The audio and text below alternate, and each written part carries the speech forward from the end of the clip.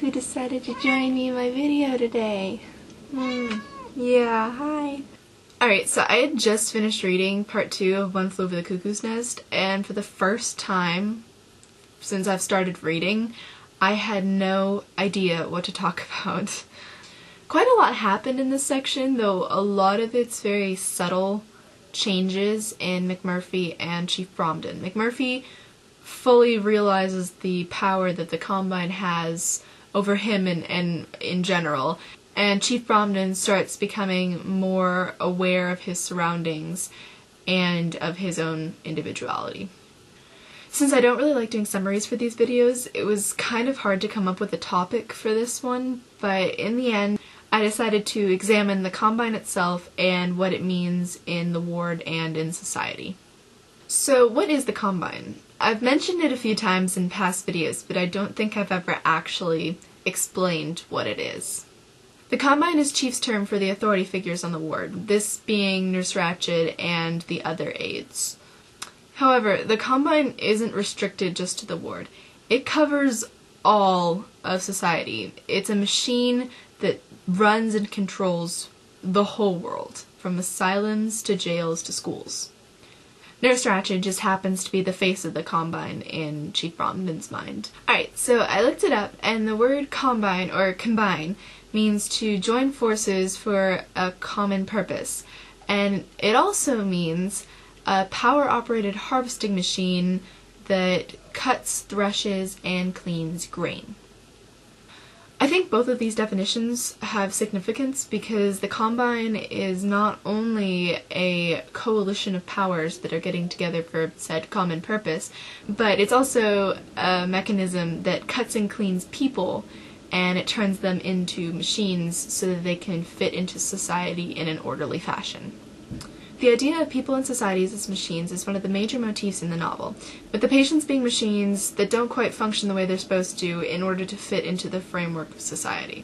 For example, Pete, one of the chronics who is born mentally challenged and who constantly repeats the phrase, "I'm tired," exploded during a group session and went as far as to knock one of the black boys out in anger. However, when he finished, he laid down and cried. Then the author begins to describe him in a series of similes, saying he's like an old clock that won't tell time but won't stop neither. An old worthless clock that keeps ticking and cuckooing without meaning nothing. Not only do we get a connection to machines here, but we also get a connection to the title because he's saying he's like a cuckoo clock who doesn't run properly. One Flew Over the Cuckoo's Nest. Connections. Chief has a very significant dream dealing with the same idea. He dreams that he sees one of the older chronics being cut open by workers in white, but instead of blood and guts coming out, a shower of rust and ashes flies out instead. While we know that this is just a dream, the imagery that Kesey uses in this section is so shocking and significant that it sticks in Bromden's mind, and in the reader's as well. The Combine has ways of forcing people into their orderly thoughts in society, and in the ward this means electroshock therapy and occasionally lobotomies. Nurse Ratched is inclined to use these tactics in order to get her patients where she wants them.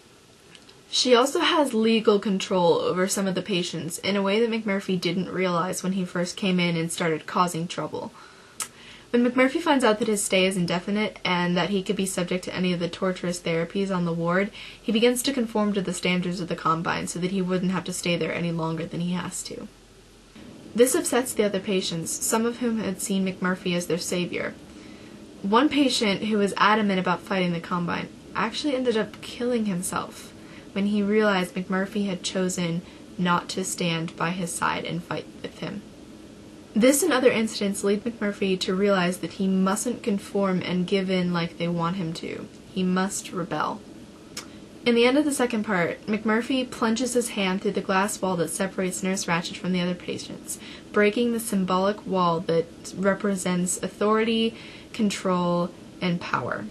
We see some of the other patients really taking this rebellion against conformity to heart, especially Chief, who's the only character that we actually get to experience his thoughts firsthand. Chief begins to become more aware of his surroundings, and he also begins to try and figure out who he is, what is his identity.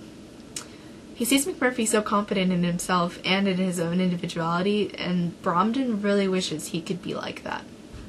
I believe that the Combine still exists in our world today, especially in the media.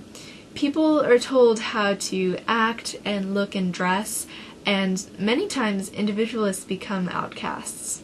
However, people like McMurphy still exist in society as well, leading rebellions against conformity to promote individuality.